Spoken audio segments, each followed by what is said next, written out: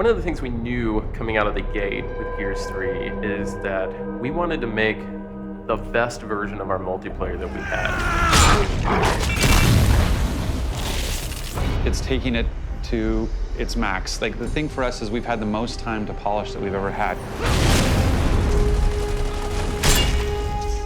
This is that extra 10%. It's the biggest campaign we've ever had. It's got Horde and Beast and competitive multiplayer, and it's gonna be the best multiplayer we've ever had. The most polished, best Gears game that Epic has ever made.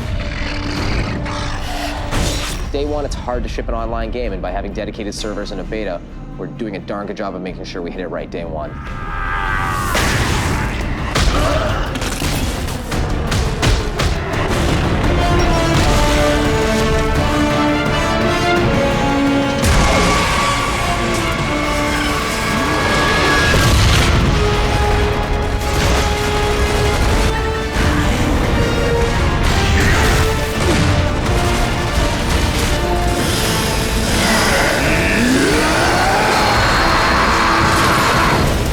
People ask me all the time, is Gears 3 going to play like Gears 1 or is it going to play like Gears 2?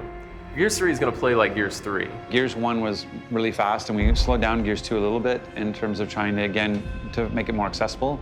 And we felt like, I think a lot of feedback we've gotten from players is that we felt like the pendulum swung too far. And so we've found this middle ground. I think we found the sweet spot.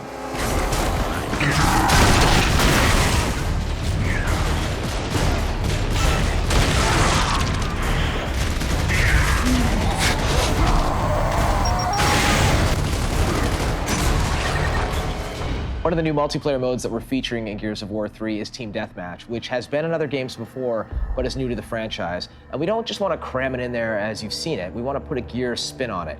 So it's actually a pool of lives that each team has. You take out a bad guy, you're taking away from their pool, ultimately resulting in them running out of lives. 5, 4, 3, 2, 1. Game on, baby! As people are getting eliminated, it gets down to 3-on-1. And That one guy could be clutch and take out those last 3 and win the match, at which point everybody explodes in laughter.